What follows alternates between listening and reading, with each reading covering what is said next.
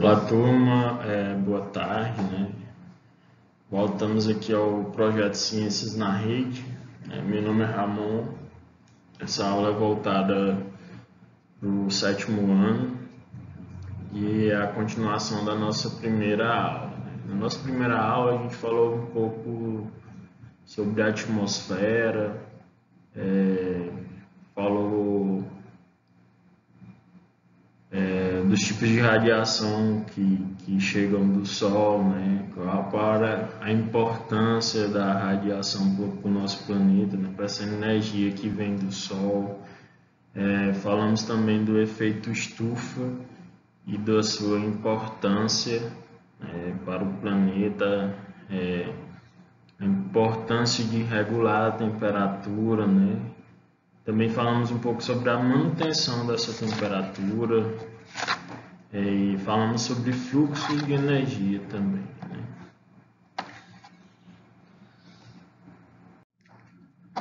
né? Nessa segunda aula a gente vai continuar onde parou na primeira aula. A gente começou a falar um pouco sobre combustíveis, né? E por conterem energia, né, as plantas, né, elas são utilizadas pelos seres humanos não apenas para alimento, né? Elas são utilizadas também como forma de combustível.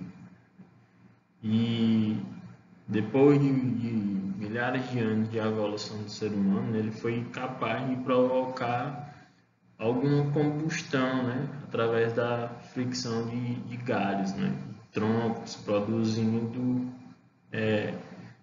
calor através do fogo, né, para poder cozinhar os alimentos. Então, à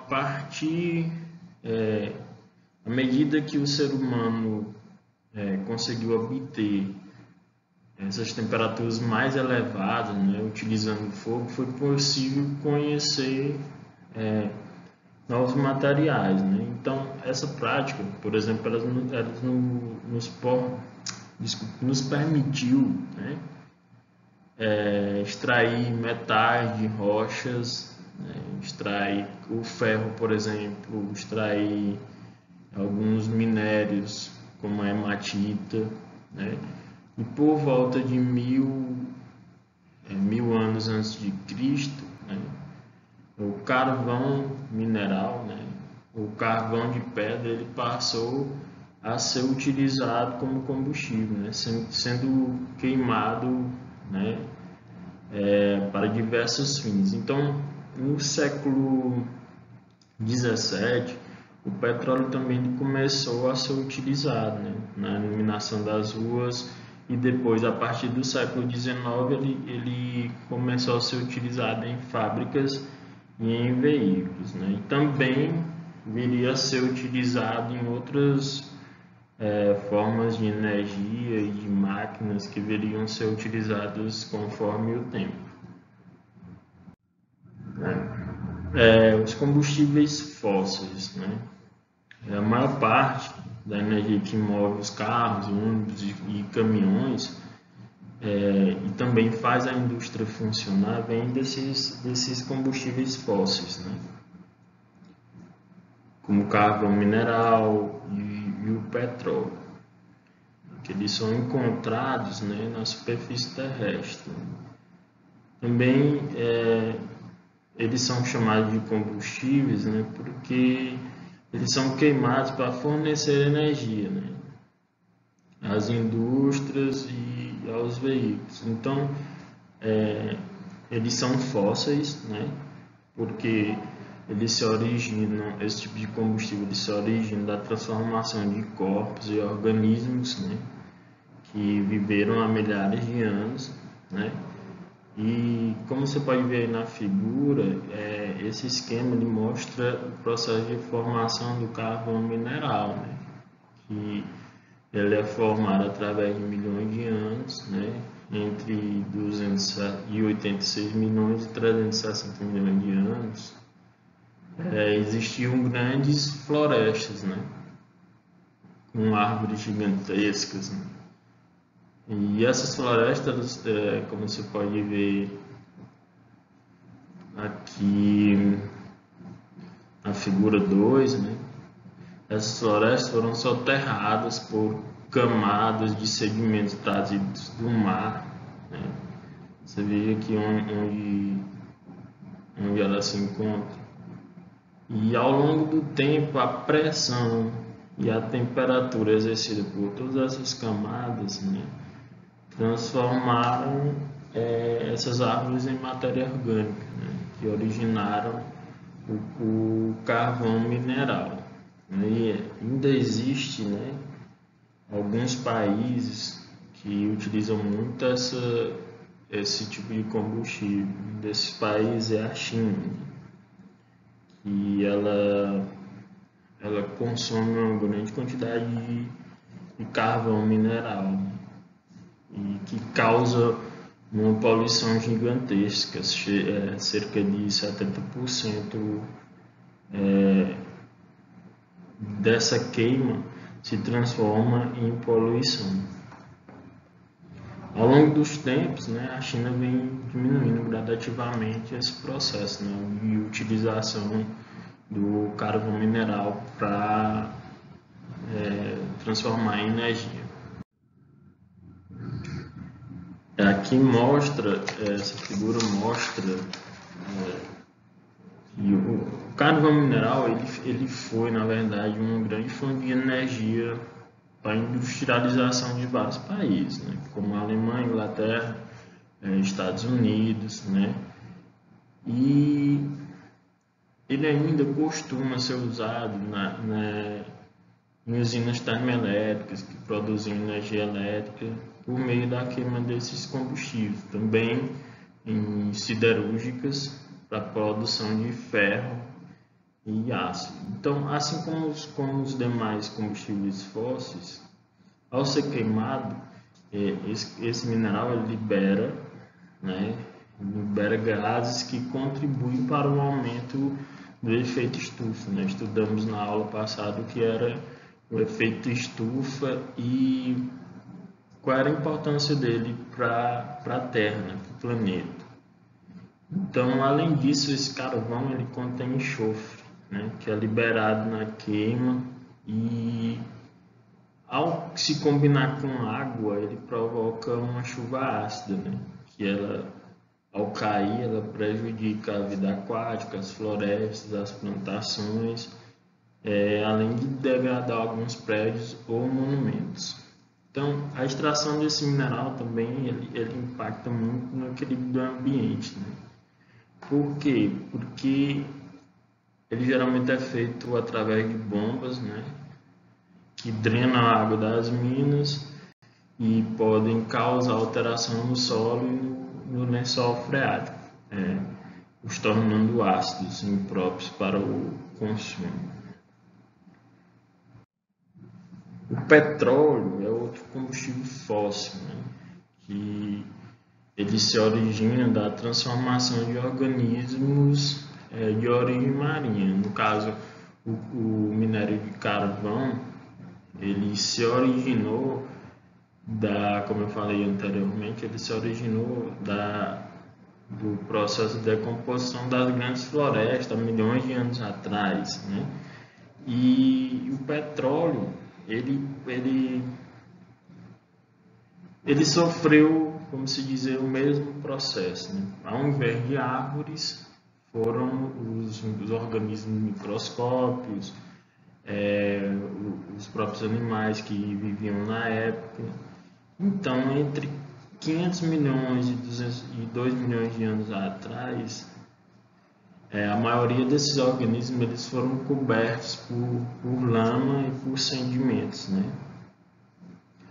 E através da pressão atmosférica, né, pressão e temperatura exercida entre essas camadas, que esses organismos foram se adaptando, né, foram se alocando, na verdade, ocorreram transformações químicas, né, que ao longo de milhares de anos, né, formaram o petróleo, né.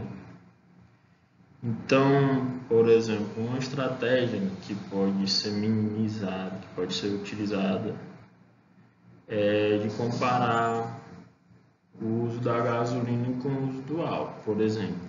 Uma estratégia que é voltada ao meio ambiente, né? Então, o álcool ele é um recurso natural, né? Extraído de plantas, né? E ele pode ser consumido em carros, em motos e etc. E a quantidade de liberação de substâncias químicas para o meio ambiente é menor. E fora que existe um processo de replantio, né? E o carvão mineral e o petróleo, eles são substâncias que eles podem acabar, né? Que foram originar de animais ou de plantas. E a um certo momento vai se extinguir. O gás natural, né? O gás natural, ele está no processo de formação do petróleo, né? O petróleo, por exemplo, é um óleo escuro e viscoso, e nesse processo de formação do petróleo, os gases ficam presos em algumas camadas, né, da superfície da Terra. E aí é formado o gás natural. E esse gás ele é também utilizado como combustível, em fogões, fornos, e aquecedores e em alguns veículos, né, que tem a tecnologia de utilização do gás natural.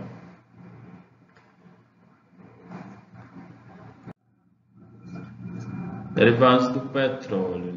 Depois da extração, o petróleo ele é transportado, na verdade, para as refinarias, né?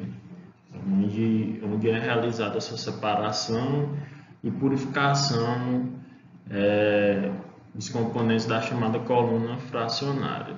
Após a separação desses componentes do petróleo, que é feito por meio de destilação, ele se transforma em diversas aplicações, como a gasolina, que é combustível para motores, o querosene, que é para iluminação de combustível de aeronaves, óleo diesel, que também é um combustível, óleo lubrificante, gás, solventes, graxas, parafinas, asfalto e tintas e plásticos em geral, né? Além de contribuir para o aquecimento global, né, que todos esses processos ocorrem. Eu coloquei aqui a imagem do asfalto porque é um derivado que a gente conhece muito, né, que existe na maioria das nossas cidades, nas ruas, que ele é utilizado para produção de uma camada na superfície das ruas, né? Máquinas a vapor, né? A gente observou já na nossa casa, principalmente quando a nossa mãe está cozinhando, né? Uma panela de pressão, né? Que ferve e pela válvula sai um gás, né? Que faz essa válvula se movimentar. Isso é semelhante também ao que ocorre, né, as máquinas a vapor, né? A caldeira aqui, a água é aquecida, né? Que é aquecida através da queima de um combustível, né? E o vapor sobe sob pressão e faz com que o pistão se movimente e rode a engrenagem, né? Logo após esse processo, o vapor ele se condensa e se transforma em água e retorna de novo para a caldeira, né? Então,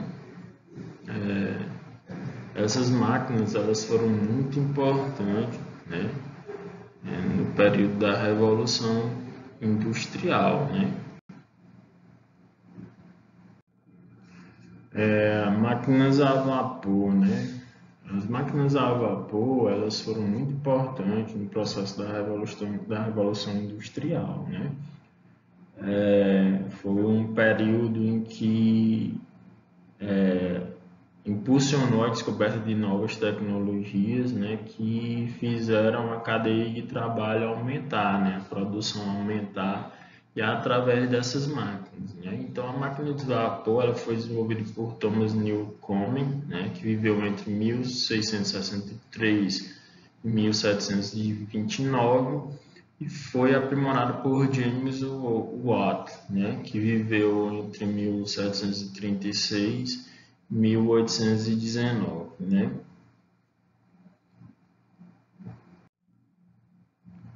E as novas máquinas térmicas, né? Embora as máquinas a vapor tinham alguns problemas, né? Que, por exemplo, era preciso esperar a água atingir um ponto de ebulição para que fosse possível utilizar o vapor, né? E então, como ocorreram esses problemas, né? Foram desenvolvidas novas técnicas, né? Novas máquinas térmicas movidas a combustíveis, né? Então, os motores dos carros e dos caminhões, por exemplo, o combustível, a gasolina, o álcool, o diesel é misturado ao ar, que é comprimido, depois faz uma faísca. Aqui, ó, a entrada do combustível, né? Aqui está o cilindro do motor e a vela aqui do motor, ela solta uma faísca que provoca aqui, ó, o ar é comprimido, na verdade, e depois a vela solta uma faísca que produz uma explosão que faz movimentar o pistão. Então esse processo se repete diversas vezes, né? É o mesmo processo que ocorre com as máquinas a vapor, só que num processo mais acelerado e com outro tipo de combustível, né? Então essas novas máquinas térmicas, elas também foram muito importantes, né, para a era moderna. Enquanto na primeira etapa das máquinas a vapor, a revolução industrial, elas foram muito importantes na revolução industrial, né? Impulsionaram aquele movimento. Nessa segunda etapa, que foi no período de 1850, né, que repercutiu muito na Europa, nos Estados Unidos e no Oriente Médio, na América do Sul, né? Então surgiu também nesse período vários aparelhos eletrônicos como rádio, televisão, novos veículos, caminhões, aviões, tudo isso movido a esse processo das máquinas novas, né? Que alguns derivados do petróleo também começaram a se transformar em plástico e outras coisas. Mas o que é importante dizer também é que esse sistema a vapor, que entre aspas ele é antigo, mas ele ainda é utilizado nas usinas termoelétricas, né? E termonucleares. Então, pessoal, aqui se encerra a nossa segunda aula, né? Então, obrigado por assistirem. Boa noite ou boa tarde, dependendo da hora que vocês estão assistindo, e até a próxima aula.